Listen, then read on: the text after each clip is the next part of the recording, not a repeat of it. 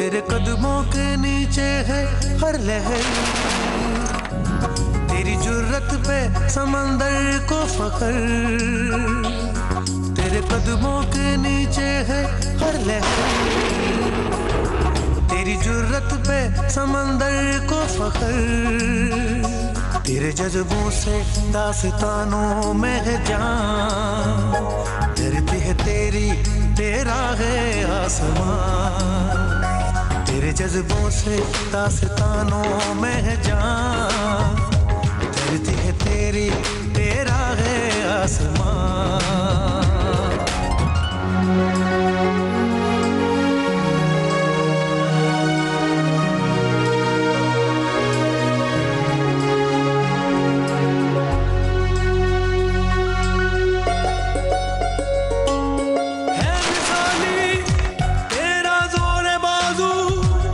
किरदार है अपनी धरती का हर एक जर्रा तेरा प्यार है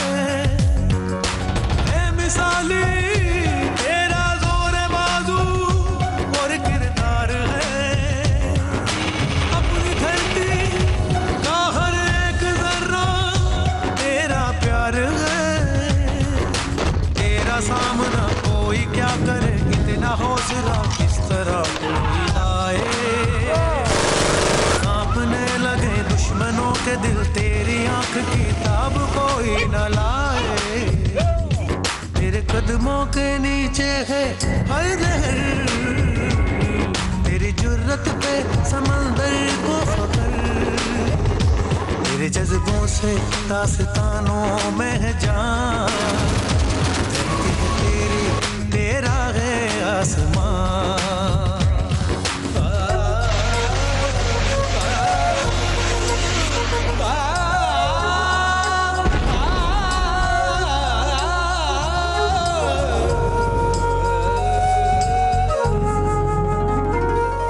अस्सलामुअलैकुम नाज़रीन, मैं हूं फरिया रईस और वेलकम टू न्यूज़ बीट। आज न्यूज़ बीट का एक बहुत ही खुसूसी प्रोग्राम लेकर आपकी खिदमत में हाजिर है। सितंबर का महीना है और तारीख वो है जो हमें याद दिलाती है कि अफवाज पाकिस्तान ने इस मुल्क के लिए कितनी कुर्बानियाँ दी। बहुत दिनों से मुसलसल अफवाज पाकिस्तान का नाम आ रहा है, कुछ ऐसी कंट्रोवर्सीज भी रहीं जिसमें मुख्तलिफ बातें की गई, रोल की हैसियत से, मुख्तलिफ इदारों के किरदार की हैसियत से, कुछ अफराद के हवाले से, मगर हकीकत यही है जो मैं और आप अच्छे तरीके से जानते हैं कि पाकिस्तान की अफवाज ने पाकिस्तान के लिए बेपनाह खिदमात अंजाम दी हैं। आज क्योंकि वही दिन है जिस दिन हमें अपने शोहदा को याद रखना है, आज क्योंकि वही दिन है जिस दिन हमें उन लोगों को याद रखना है जिन्होंने दिन रात मेहनत करके इस मुल्क को मजबूत बनाया है, इस मुल्क को महफूज बनाया है। तो आज का दिन हम नाम कर रहे हैं पाकिस्तान नेवी के। ये सच है कि जिंदा कौमें अपने मोहसिनों को नहीं भुलाती और पाकिस्तानी जो कि एक जिंदा कौम है 6 सितंबर को पाकिस्तान की सरहदों की हिफाजत करते हुए जुर्रत और शुजाअत की नई दास्तानें रकम करने वालों को कैसे भूल सकते हैं। 6 सितंबर को होने वाली जंग में जब भारतीय फौज ने लाहौर शहर पर 3 अतराफ से हमला कर दिया तो हमारी बहादुर बर्री, बहरी और फिजाई अफवाज सीसा पिलाई दीवार बनकर खड़ी हो गयी। आज के दिन मैं पाकिस्तान नेवी के जवानों को खिराज तहसीन पेश करने आई हूँ, जो जंग के लिए तैयारी में पुरअमन दिनों में भी इंतहाई मेहनत के साथ तरबियत हासिल करते हैं।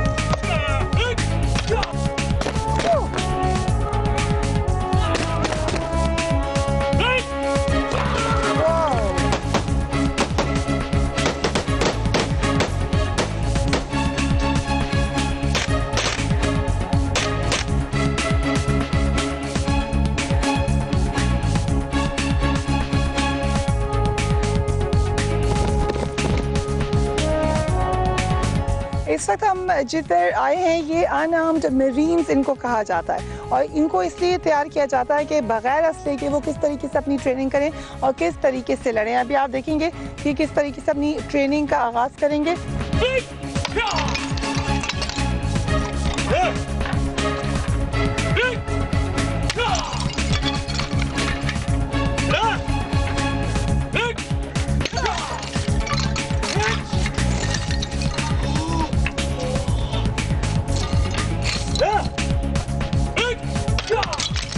ये जो ट्रेनिंग हो रही है ये हर कोई जो भी आता है वो करता है? जी, पाक मरीज में जो भी इंडक्टी है वो ये अनआर्म्ड कॉम्बैट की पूरी ट्रेनिंग करता है और इसमें कुछ हमारे लड़के हैं जो ब्लैक बेल्ट भी जिन्होंने सिविल हासिल की है और ये रेगुलर फीचर है पाक मरीन्स का। और ना सिर्फ पाक मरीन्स का बल्कि और भी जो हमारे पास स्पेशलाइज सिक्योरिटी रिलेटेड कोर्सेज हम कंडक्ट कराते हैं उसको हमने इसका इंटीग्रल पार्ट बनाया हुआ है। मगर इससे फ़ायदा क्या हो रहा है इस ट्रेनिंग से जो कर रहे हैं? बेसिकली नंबर 1 इसका जो मेन मकसद है एक तो फिजिकल फिटनेस और दूसरे लोगों में ये कॉन्फिडेंस बिल्ड करना कि अगर उनके पास वेपन ना भी हो तब भी वो किसी इंट्रूडर को या किसी टेररिस्ट को किस तरह से ओवरकम कर सकते हैं। ये तो है वेपन है, डैगर्स हैं। नहीं, डैगर मैं पिस्टल या उसके रिवॉल्वर की बात। जी, बेसिकली कॉन्फिडेंस बिल्डिंग है कि आप किसी भी हालात में चाहे आप उनको किसी भी टेररिस्ट को या किसी भी इंट्रूडर को आप ओवरकम कर सकते हैं। और वर्ल्ड वाइड अनआर्म्ड कॉम्बैट का कॉन्सेप्ट यही है कि आपके अंदर वो बॉडी आपकी बिल्डअप करता है आपके कॉन्फिडेंस को कि आप किसी भी हालात को फेस कर सकते हैं और उसको ओवरकम कर सकते हैं। ठीक है, यानी ज़रूरी नहीं है लड़ने के लिए आपके पास एम्यूनेशन हो, आपके पास असलहा हो, आप निहत्ते भी लड़ सकते हैं। इसी तरीके से हमारे जवानों को ट्रेन किया जाता है जैसे कि आप इस ट्रेनिंग में देख सकते हैं।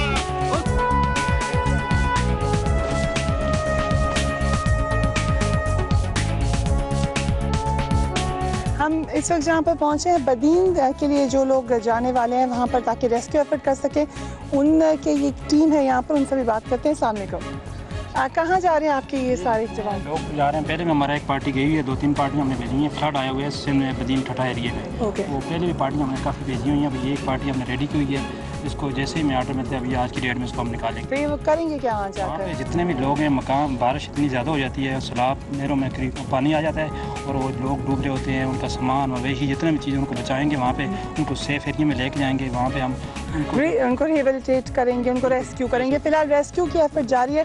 हमने आपको पहले दिखाया था जिस तरीके से पिछले साल जो सैलाब आया था वहाँ पे कैसे रिहेबिलिटेट कर दिया गया है। हम आगे आपको दिखाते हैं कि अब फायरिंग की ट्रेनिंग कैसे होती है।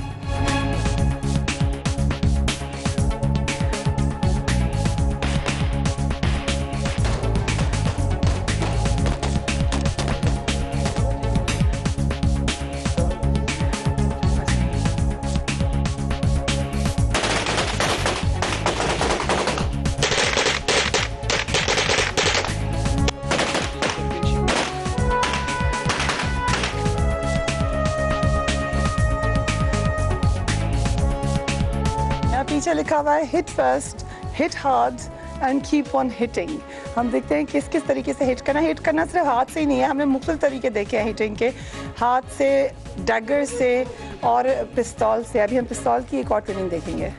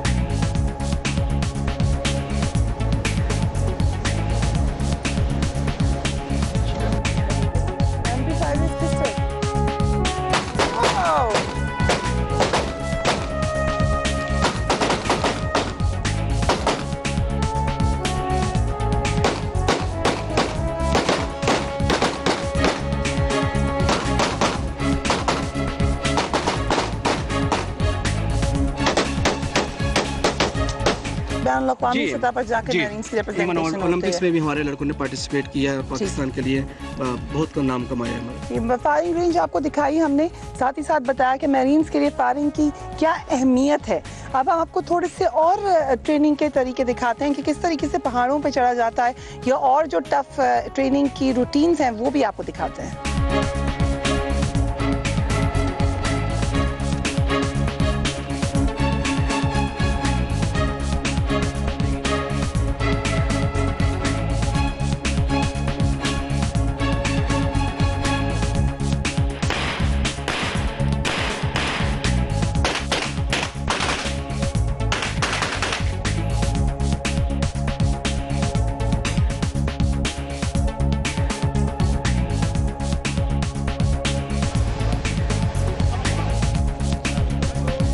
अभी हम जहाँ पर आकर पहुँचे हैं, यहाँ पर आपको हम थोड़ी सी और मेजर फायरिंग की रेंज दिखाएंगे।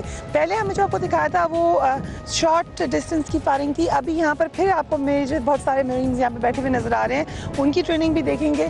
बिल्कुल जो माहौल है यहाँ का ऐसा है जैसे एक्शन जहाँ पे इनका होता है वैसा ही माहौल होगा। मरीन्स की बात हो रही है तो इस वक्त मरीन्स के कमांडर कैप्टन शाहिद मेरे साथ मौजूद हैं।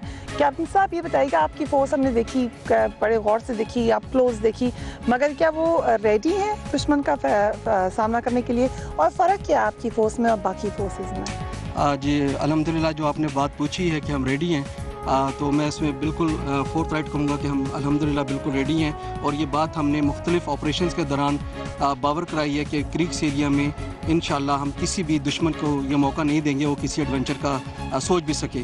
जहाँ तक हमारा एयर डिफेंस सेटअप का ताल्लुक है, अल्हम्दुलिल्लाह वो सेटअप भी हमारा फुल गेयर्ड अप है, और पाकिस्तान नेवी का जितना ग्राउंड बेस्ड एयर डिफेंस है वो इस वक्त पाक मरीन्स के पास है, और हम उसमें फुली इक्विप्ड हैं किसी भी थ्रेट का सामना करने के लिए। अच्छा, लेकिन आपकी फोर्स को कहा जाता है फ़र्क है बाकी फोर्सेस से, क्या इसमें ऐसी खूबी है या ऐसी खामी है या ऐसी कोई डिस्टिंक्शन है जो मरीन्स को फ़र्क बना देती है बाकी फोर्सेस? बेसिकली जो मेन डिफरेंस मरीन्स का और बाकी ग्राउंड फोर्सेस का है वो हमारी डाइवर्सिटी है कि हम एट ए टाइम हम खुश्की पे भी ऑपरेट कर सकते हैं, हम शिप्स पे भी ऑपरेट कर सकते हैं, हम मैंग्रोव्स दलदली इलाके वो हमारी स्पेशलिटी है, क्रीक्स एरिया हमारी स्पेशलिटी है, क्योंकि हमारी ट्रेनिंग फोकस इस तरीके से हुई है कि होवरक्राफ्ट की तरह we can deploy anywhere, anytime, within the shortest possible reaction time.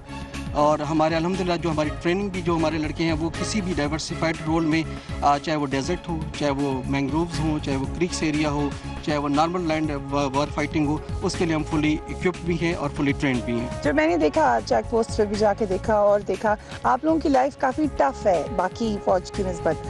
सारी दुनिया कहती है फ़ौज मज़े कर रही है, फ़ौज क्लब्स में है, फ़ौज गोल्फ कोर्सेज में है, यहाँ तो मैंने एक और ही मंजर देखा। आई डोंट नो कौन से लोग हैं जो कहते हैं कि फ़ौज जो है वो गोल्फ कोर्स में, क्योंकि आज तक मैंने गोल्फ कोर्स की शक्ल शायद नहीं देखी, लेकिन जहाँ तक पाक मरीन्स का ताल्लुक है बाकी हमारी ज़िंदगी बहुत टफ है, और आपने भी वो तमाम एरियाज़ देख लें जहाँ पे हम डिप्लॉयड हैं, और कुछ एरिया आप नहीं देख सकें जो फॉरवर्ड एरियाज़ थे।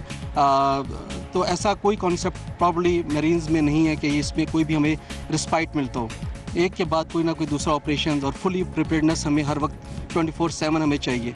और जिस तरह की सिक्योरिटी कंडीशंस आजकल मुल्क में चल रही हैं, पाक नेवी की जितनी भी सिक्योरिटी का डोमेन है वो इस वक्त पाक मरीन सेट कर रहे हैं। तो इस सिक्योरिटी इन्वायरमेंट में तो आप किसी भी किस्म की लग्जरिटी की या किसी किस्म की रेस्ट की हमारे पास कोई गुंजाइश नहीं है। और अल्हम्दुलिल्लाह हमारा पूरा सेटअप हेडक्वार्टर कोस्टल कमांड और हमारा पाक मरीन का सेटअप फुली गेयर्ड अप है किसी भी इवेंचुअलिटी को फेस करने के लिए और उनको उसको काउंटर करने के लिए। 6 सितंबर के हवाले से आप अपने जवानों को, अपने फोर्सेस को, अपने फेलो मैन को, बाकी मुल्क के लोगों को कुछ कहना चाहेंगे?